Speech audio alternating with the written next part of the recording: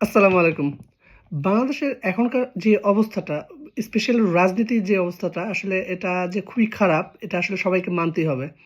মানে আপনি বিএনপি করেন আর হলো গিয়ে আপনি জামাত করেন বা এনসিপি করেন। আসলে উম আমরা তো আসলে দেশের বাইরে থেকে দেখতেছি যে একজন আরেকজনকে দোষারোপ করতেছি। বাট দিন শেষে আসলে আমাদের দেশটা কিন্তু আগাচ্ছে না এবং দেশের আ অর্থনীতিটাও কিন্তু ডে বাই ডে ভঙ্গুর হচ্ছে।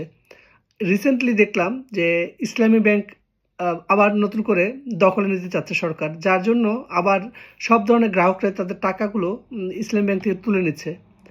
তো আমার আ আমার মনে হচ্ছে যে বাংলাদেশের এই ব্যাংকিং সেক্টরটা অলমোস্ট ধ্বংসের দিকে। যদি এগুলো এখনই রুখা না যায়, তাহলে আসলে ইন ফিউচার আমার মনে হয় যে বাংলাদেশের ব্যাংকে কেউই টাকা রাখার আস্থা পাবে না। আর টাকা রাখার যখন আস্থা পাবে না, তখন আসলে ব্যাংকগুলো দেউলিয়া হয়ে যাবে এবং আপনার আসলে মানুষ মানুষের যখন আস্থাহীনতা তৈরি হয়, তখন আসলে সরকারও আগাইতে পারে না।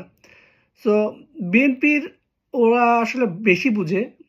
ওরা আসলে একদমই আমার আমার দেখা হলো গিয়ে যে আওয়ামী লীগের মাথায় তাও কিছু ছিল। আর বিএনপির মাথায় আসলে কিছুই নাই। ওরা আসলে পুরাটা মাথা ভর্তি গু। যার জন্য আসলে ওরা কোনো কিছুই বুঝে না। তাড়াহুড়া করে সবকিছু খাইতে গিয়ে দেশটাকে শেষ করে দিচ্ছে।